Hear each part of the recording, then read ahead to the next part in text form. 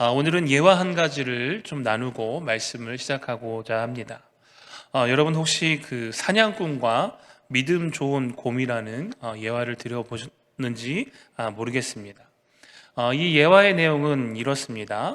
어느 날 사냥꾼이 이제 사냥을 하기 위하여 숲으로 갔습니다.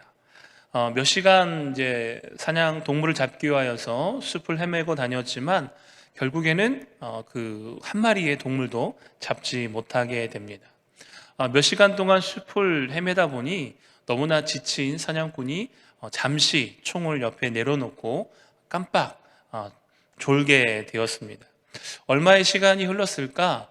이상한 소리가 들려서 눈을 딱 떠보니까 그 사냥꾼 바로 앞에 커다란 곰이 한 마리 있는 것입니다. 너무 당황한 사냥꾼이 총을 찾아서 좀 그 곰하고 싸워보려고 노력을 했지만 그 총을 찾지 못하고 그 꼼짝없이 곰한테 잡혀먹게 되는 상황에 놓이게 되었습니다. 이때 이 사냥꾼이 두 손을 모으고 간절히 기도합니다. 하나님 정말 살아계시다면 정말 이 곰을 제 앞에서 물리쳐 주셔서 저를 구원해 주시면 제가 정말 앞으로 하나님을 잘 섬기고 정말 하나님 앞에 헌신되이 충성되이 살아가겠습니다 라고 이제 간절하게 기도를 했습니다. 사냥꾼의 기도가 통한 것일까요? 그 곰도 갑자기 머뭇거리더니 그 사냥꾼과 같이 두 손을 모아 기도하기 시작하는 것입니다. 그 곰의 기도 내용은 이렇습니다. 하나님, 오늘도 일용할 양식을 주셔서 감사합니다. 네, 이해가 되셨나요? 네, 여러분, 물론 지어낸 이야기입니다.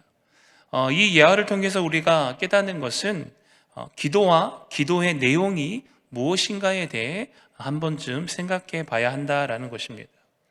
사랑하는 성도 여러분, 오늘 우리가 하나님께 구하는 기도의 내용은 무엇입니까? 나의 필요만을 구하는 기도를 하고 있지는 않으신가요? 물론 우리의 필요를 구하는 기도는 마땅히 해야 합니다. 성경에서도 우리의 필요를 하나님께 구하라고 말씀하고 있기 때문입니다.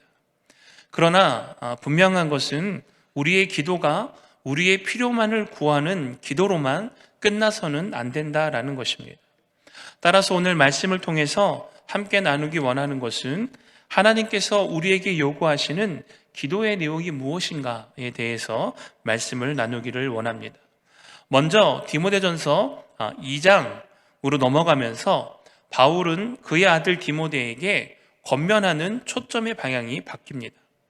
1장에서는 이단에 대한 경계와 교훈을 주고 신앙 간증과 더불어서 믿음의 선한 싸움을 싸우며 또한 착한 양심과 믿음을 소유하여서 그것을 가지고 신앙생활을 함으로 말미암아 1장에서는 교회 안의 정체성을 확립하기 위한 것이었다면 2장부터는 현재 에베소 교회 안에 직면해 있는 현안들로 그 초점이 옮겨집니다. 에베소 교회 안에 교회의 분열과 무질서를 바로잡기 위한 지침에 초점이 맞춰져 있다는 것입니다. 그렇다면 교회 안에 여러 가지 현안들이 있을 것인데 바울은 그 가운데서도 가장 먼저 기도에 대해서 권면하고 있다라는 것입니다. 여러분, 특히 바울은 기도에 대해서 권면을 하면서 모든 사람을 위해 기도하라, 특히 임금들과 통치자들을 위해서 도고 기도를 할 것을 권면하고 있습니다. 앞에서 말씀드렸듯이 이 디모데전서는 전후서는 목회 서신입니다.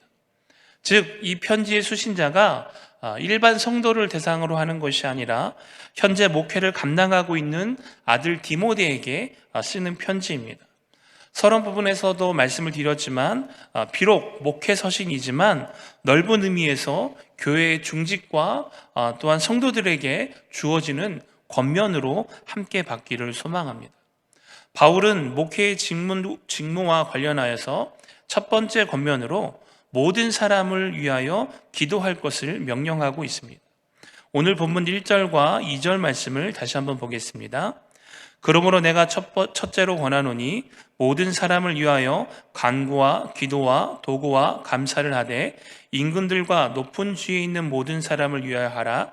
이는 우리가 모든 경건과 단정함으로 고요하고 평안한 생활을 하려 함이라. 아멘. 우리가 보고 있는 개역 개정 번역에는 모든 것 중에 라고 번역할 수 있는 이 판톤이라고 하는 단어가 생략되어 있습니다. 그래서 표준 세번역으로 번역된 성경에는 이 부분이 포함되어 있는데요. 제가 표준 세번역으로 번역된 말씀을 1절 말씀만 다시 한번 읽어드리겠습니다. 그러므로 나는 무엇보다도 먼저 모든 사람을 위하여 하나님께 간구와 기도와 중보의 기도와 감사를 드리라고 그대에게 권합니다. 여러분, 우리가 어떠한 일을 함에 있어서 가장 먼저 하는 일은 무엇입니까? 그 모든 일 가운데 가장 중요한 일을, 가장 급하게 먼저 중요하게 처리해야 되는 일을 가장 먼저 하게 됩니다. 오늘 본문에서 특별히 모든 것에 앞서서 첫째로 기도에 힘쓰라고 하는 것은 중요성을 어디에 두어야 하는가를 강조하고 있다는 것입니다. 목회에 여러 가지 직무가 있지만 그 중에 가장 먼저 중요하게 생각하고 가장 먼저 중요하게 신경 써서 행해야 되는 것이 무엇입니까? 바로 기도라는 것입니다. 여러분, 그렇다면 이것을 조금 더 넓은 의미에서 해석을 해보면 우리 성도들에게 있어서도 우리의 신앙생활 가운데 가장 중요하게 생각하고 가장 먼저 행해야 하는 것이 무엇입니까? 바로 기도라는 것입니다. 사랑하는 성도 여러분, 새벽 예배에 우리가 베드로 전후서 말씀을 나누고 있는데 그 베드로 전후서 말씀을 나눌 때에도 강조하여 드렸습니다. 우리가 오늘을 살아가면서 또한 믿는 자라고 하면서 기도하지 않는 것은 가장 큰 교만이라는 것입니다. 여러분, 세계적인 설교자인 빌리 그레함 목사님께서 기도에 대해 이렇게 말했습니다. 기도는 아침을 여는 열쇠요, 저녁을 잠그는 자물쇠이다. 또 세 가지 사역의 열쇠가 있는데 첫째도 기도요, 둘째도 기도요, 셋째도 기도이다 라고 말했습니다. 여러분, 예수님의 공생의 사역을 한번 보시기를 바랍니다. 마태복음 14장 13절 말씀을 보면 이렇게 기록되어 있습니다. 무리를 보내신 후에 기도하러 따로 산에 올라가시다가 저물매 거기 혼자 계시더니. 아멘.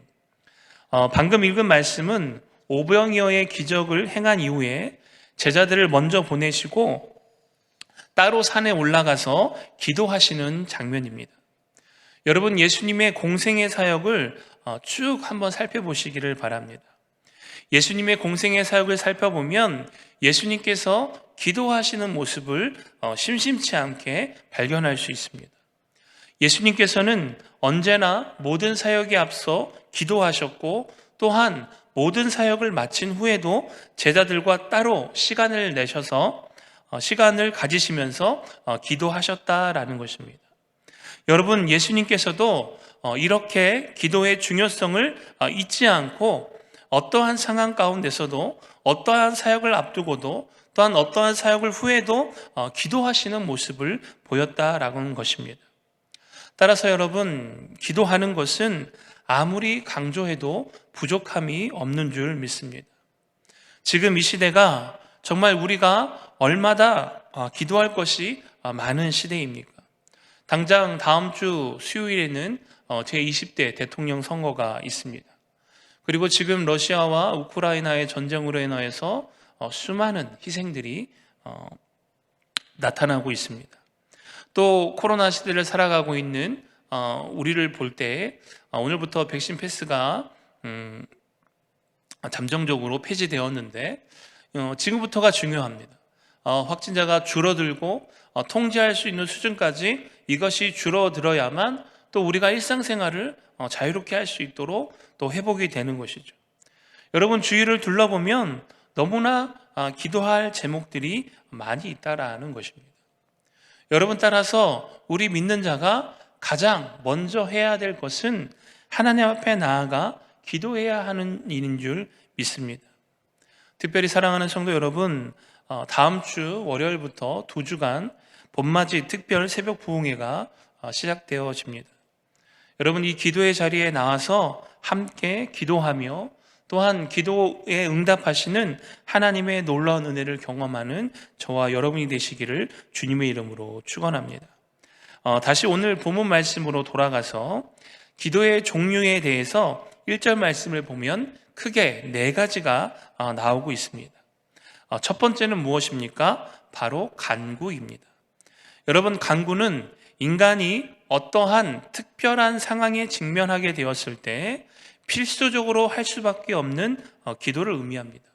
즉, 간절히 필요로 하는 것을 꼭 이루어질 수 있도록 하나님께 탄원하는 것이죠. 예를 들면 우리의 질병의 문제가 있을 수도 있고요, 자녀의 결혼의 문제일 수도 있고, 또한 취업의 문제일 수도 있습니다. 특정한 상황 가운데 그 문제를 놓고 간구하며 기도하는 것이죠. 둘째는 기도입니다. 여기서 기도는 성도들이 일상생활 가운데 하나님께 드리는 일반적인 모든 기도를 통칭합니다. 즉, 모든 형태의 경건한 아뢰음을 의미하는 것입니다. 세 번째는 도고입니다. 도고는 한자로 빌토의 고할코를 사용을 하는데요, 원어의 의미를 보면 청원하다, 간구하다라는 의미가 있습니다. 따라서 도고는 다른 사람을 위해 간구하는 기도입니다. 우리가 흔히 말하는 중보 기도라는 표현을 사용하는데요, 우리의 중보자는 오직 예수님 한 분인 줄 믿습니다. 그래서 이제 최근에는 이 중보 기도라는 표현보다 도고 기도라는 표현을 많이 권면하고 있습니다. 네 번째는 감사입니다. 감사는 그 뜻 그대로 하나님이 베푸신 은혜에 대해서 감사함을 하는 마음을 가지고 드리는 기도입니다. 자, 이처럼 4가지 기도의 종류가 있는데요, 바울이 강조하는 것은 강조하고 있는 초점은 이 4가지의 기도의 종류가 중요한 것이 아니라 이처럼 다양한 기도의 내용을 가지고 무엇을 위해 기도하라는 것입니까? 모든 사람을 위하여 기도하라라는 것입니다. 특별히 바울은 모든 사람을 위하여 기도해야 하는데 그 가운데 범위를 조금 더 좁혀서 오늘 본문 2절 말씀을 보면 임금들과 높은 지위에 있는 모든 사람을 위하여 기도하라라고 권면하고 있습니다. 여러분, 바울이 권면하고 있는 기도의 대상이 누구입니까? 임금들과 높은 지위를 가진 사람들입니다. 오늘날로 이야기를 하면 대통령과 또한 위정자들과 정치자들일 것입니다. 여러분, 바울이 특별히 나라를 다스리는 위정자들을 위하여 기도하라라고 권면하는 이유가 어디 있는가? 그 당시 위정자를 위한 기도에 대해 소홀한 경우가 굉장히 많았습니다. 그럴 수밖에 없는 이유가 있는데요, 왜냐하면 바울이 말하고 있는 이 임금과 높은 지위에 있는 자들은 그 당시 유대인을 이스라엘을 지배하고 있던 로마 제국의 황제와 분봉왕들을 가리켜서 이야기한 것입니다. 여러분, 더군다나 그 당시에는 이 로마 황제가 자신을 숭배하는 그 사상을 강요하고 있었습니다. 그래서 자신을 숭배하는 그 일에 그 명령에 불복종하는 그리스도인들이나 또한 그 세력에 대해서는 가감하게 처형을 하는 일이 서슴지 않게 일어났던 시대입니다. 따라서 그 당시 그리스도인들은 이러한 황제에 대해서 사단의 세력으로 여길 정도로 극심한 반감을 가지고 있는 상황이었죠. 따라서 자신들을 박해하고 탄압하고 있는 황제를 비롯하여 그 로마에 속해 있는 분봉왕들을 위해서 기도하라라는 이 바울의 권면은 너무나도 쉽게 받아들일 수 없는 권면이라는 것입니다. 그렇다면 바울이 그렇게까지 무리하다라고 생각되어지는 기도에 대한 권면을 한 이유가 무엇인가? 1차적인 이유로는 원수까지 사랑하라고 하는 예수 그리스도의 명령을 실천함으로 말미암아 그들 또한 구원하고자 하는 선교의 목적이 있을 것이고, 또한 더 나아가서는 그 임금과 높은 지휘자들이 가지고 있는 영향력 때문입니다. 오늘 본문 2절 말씀을 다시 한번 보겠습니다. 임금들과 높은 지위에 있는 모든 사람들을 위하여 하라. 이는 우리가 모든 경건과 단정함으로 고요하고 평안한 생활을 하려 함이라. 아멘. 바울이 그리스도인들에게 임금과 높은 지위에 있는 자들을 위하여 기도하라라고 권면한 이유 중 하나는 그리스도인들의 고요하고 평안한 생활을 위함입니다. 중요한 것은 여기서 오해하지 말아야 할 것이 있는데요. 이 임금과 높은 지위를 갖고 있는 자들에 대해서 부당하게 자신들을 박해하고 있는 그러한 정권에 대해서 머리를 조아리며 아첨하는 태도로 자신의 이익을 얻으라는 것이 아닙니다. 오늘 본문 4절과 7절 말씀을 한번 교독해서 읽겠습니다. 하나님은 모든 사람이 구원을 받으며 진리를 아는 데에 이르기를 원하시느니라.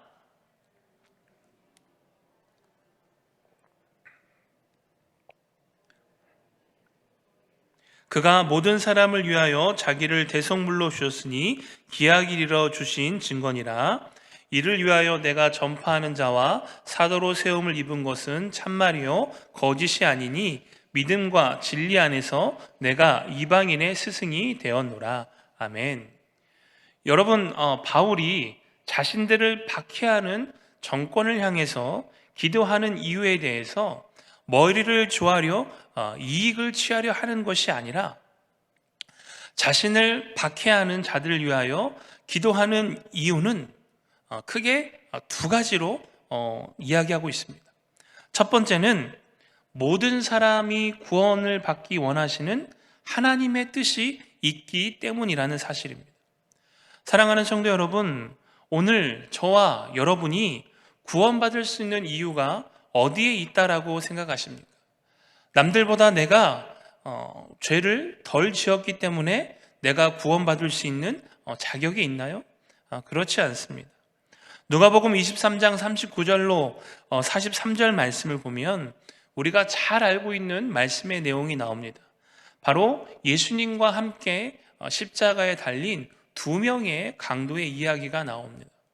여러분, 그 말씀을 보면 한편 강도는 구원을 받고 한편 강도는 구원을 받지 못합니다. 여러분, 그 한편 강도가 구원받은 이유가 무엇입니까? 예수 그리스도를 믿는 믿음을 고백했기 때문이죠. 여러분, 다르게 한번 생각을 해보시기 바랍니다. 예수님과 함께 십자가의 형을 받을 정도면 그 강도들이 저지른 죄질이 굉장히 무겁다라는 것입니다. 여러분, 그러한 죄를 지은 강도들도 예수 그리스도를 영접하고 믿었을 때에 그들에게 주어지는 것이 무엇입니까? 바로 구원이라고 하는, 오늘 내가 나와 함께 낙원에 있으리라고 하는 그 놀라운 구원의 은혜가 그 강도들에게 주어졌다라는 것입니다. 여러분, 그 이유가 어디에 있습니까? 모든 사람이 구원받기를 원하시는 하나님의 뜻이 있기 때문이라는 것입니다. 바꾸어서 이야기를 하면 오늘 저와 여러분이 구원받은 이유가 무엇입니까?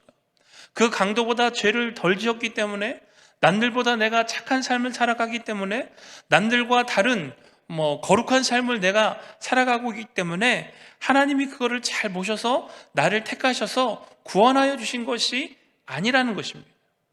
모든 사람이 구원받기 원하시고 진리에 이르기를 원하시는 그 하나님의 뜻이 있었기 때문에 오늘 우리 또한 그 하나님의 은혜로 말미암아, 그 뜻으로 말미암아 그 구원이라고 하는 놀라운 은혜를 경험하고 체험하게 되었다라는 것이죠.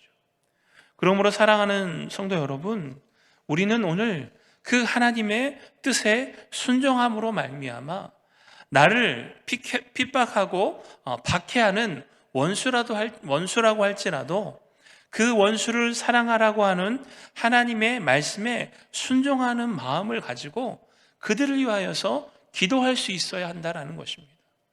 오늘 아들 디모데에게 권면하는 것도 동일합니다. 비록 로마 황제와 그 부모왕들이 이스라엘을 억압하고 핍박하고 있지만 그들을 사랑하는 마음으로, 원수를 사랑하는 마음으로, 그들도 구원받기 원하시는 그 하나님의 뜻에 따라 그들을 위해서 기도하라라는 것이죠.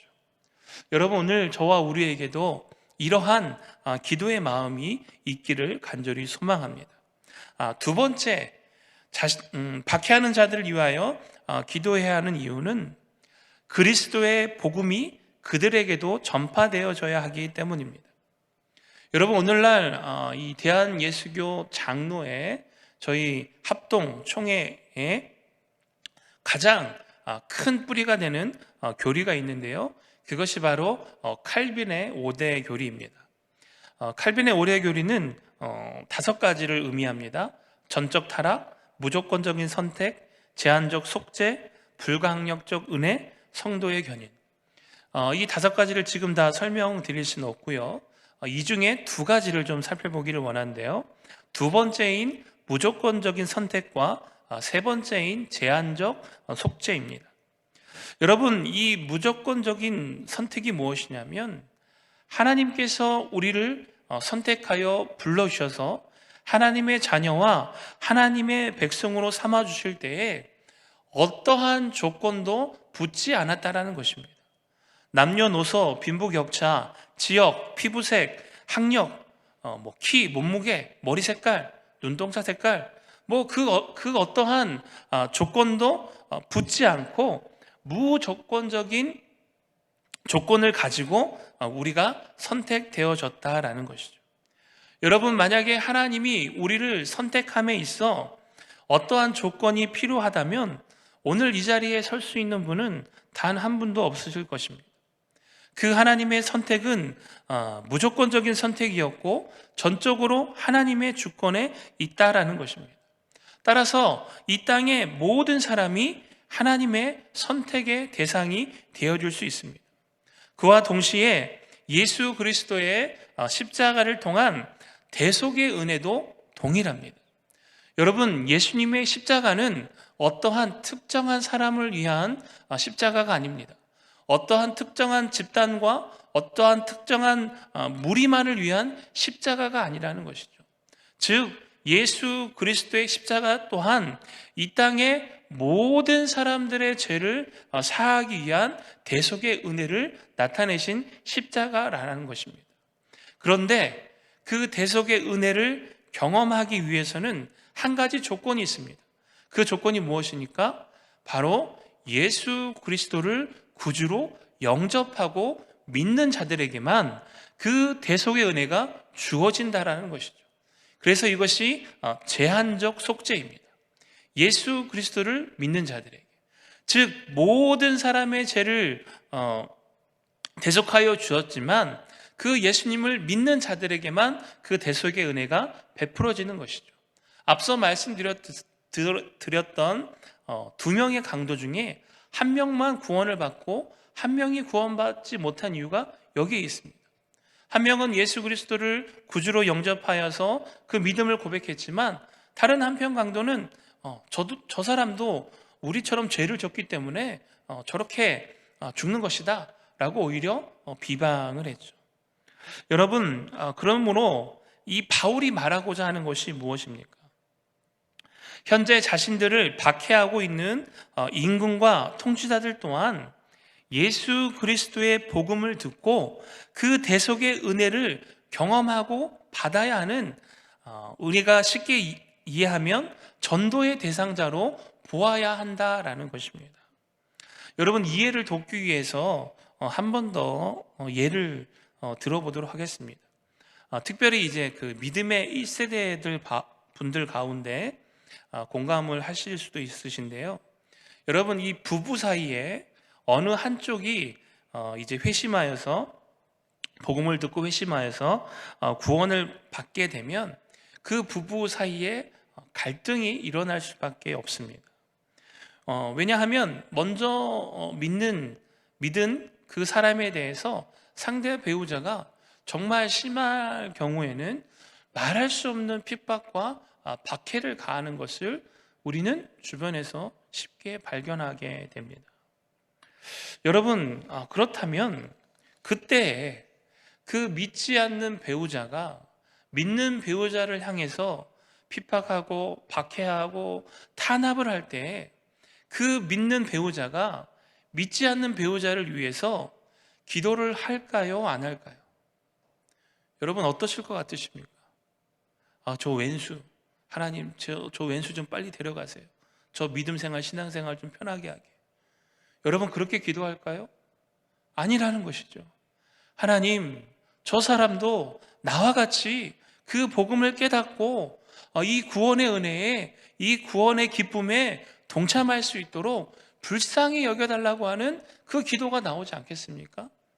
여러분 오늘 바울이 권면하고 있는 것이 바로 이것입니다. 지금 그 유대인을, 그 이스라엘을 핍박하고 있는 통치자들과 임금들과 그 분봉왕들을 위하여 기도하는 이유가 무엇입니까? 그들 또한 그리스도의 복음을 듣고 그들 또한 그 복음 가운데 변화되어져서 구원받을 수 있는 그러한 전도의 대상자로 보아야 하기 때문입니다. 여러분 앞서 제가 이 영향력에 대해서 말씀을 드렸습니다. 여러분 임금과 높은 지위에 있는 자들이 가지고 있는 그 영향력을 한번 생각해 보시기를 바랍니다. 이러한 기도를 통해서 임금 한 사람이 또 그 높은 지위에 있는 한 사람이 돌이키게 된다라면 여러분 그 밑에서 삶을 영위하고 있는 사람들의 삶이 어떻게 변화되어질까요? 여러분 정말 지독하게 핍박을 당하고 있는 어떠한 상황 가운데 정말 그 핍박을 하는 그 대상에 대하여서 정말 전심으로 기도하고 간구하러 말미암아 그 핍박하는 대상이 그 마음 가운데 하나님이 감동하셔서 복음을 받아들이게 하시고 변화되어지게 하였을 때 그 한 사람이 변화되어져서 그동안 핍박당하고 억압당하고 억울하게 힘들어했던 그 성도들의 삶에 무엇이 찾아오게 되는 것입니까? 고요하고 평안한 삶이 임하게 된다라는 것입니다. 여러분 지금 러시아와 우크라이나 사이에 벌어지고 있는 그 전쟁을 한번 생각해 보시기 바랍니다. 여러분 그 최고 권력을 갖고 있는 통치권을 갖고 있는 한 사람이 어떠한 영향력을 끼치고 있는가를 우리는 눈으로 보고 있지 않습니까? 여러분 그래서 바울이 오늘 권면하는 것이 그것입니다. 그러므로 임금들과 높은 지위에 있는 자들을 위해서 기도하라라는 것입니다. 왜냐하면 성도들의 고요하고 평안한 삶을 위해서. 그러나 분명히 기억해야 될 것은 이 순서를 잘 기억해야 됩니다. 나의 평안을 위해서 그것만을 기대하는 마음을 가지고 임금과 높은 지위에 있는 자들을 위해서 기도하라는 것이 아닙니다. 모든 사람이 구원받기를 원하시는 그 하나님의 뜻에 순종하는 마음을 가지고 또한 모든 사람의 죄를 위하여 십자가를 지신 그 예수 그리스도의 복음을 전하기 위하여서 그 사람을 위해 기도하라라는 것입니다. 여러분 그렇게 할 때에 그 기도를 하나님께서 들으시고 응답하셔서 임금과 높은 지위에 있는 한 사람이 변화되어지고 또한 회심함으로 말미암아 그리스도인들을 향한 박해를 멈추고 그 그리스도인들에게 고요하고 평안한 삶이 주어지게 된다라는 것입니다. 따라서 사랑하는 성도 여러분, 오늘 우리는 믿는 자로서 그리스도인으로서 내 자신과 내 가정과 내 직장과 내 사업장과 내 교회만을 위해서 기도하는 것이 아니라 지금 현재 이 나라를 다스리고 있는 대통령을 포함한 모든 위정자들을 위한 기도하는 일에 있어 그 의무와 책임이 있는 줄 믿습니다.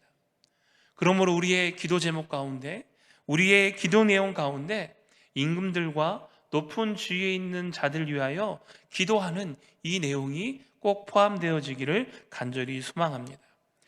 말씀을 마치면서 이제 다음 주 수요일에 제20대 대통령 선거가 치루어지게 됩니다. 참 일부러 짜 맞추기도 쉽지 않은 상황인데, 오늘 또 본문을 통해서 이 말씀을 나누게 하시고 우리가 위정자들을 위해서 기도할 수 있는 시간을 갖게 하신 것도 하나님의 뜻인 줄 믿습니다. 그렇다면 오늘 우리가 믿는 자로서 정말 이 나라를 다스리고 있는 대통령과 위정자들을 위하여 기도할 때 오늘 말씀과 같이 그 마음을 감동케 하셔서 정말 그 마음에 복음이 들어가고 그 복음을 통해 회심한 자들이 위정자로 세워짐으로 말미암아 하나님의 말씀대로 우리나라와 또 이 나라를 잘 다스려서 정말 하나님이 주신 은혜와 지혜를 가지고 이 나라를 통치해 나아갈 때 이 나라에 속한 모든 또한 국민들과 또한 그리스도인의 삶 가운데 하나님께서 주신 고요하고 평안한 삶이 나타나기를 간절히 소망합니다.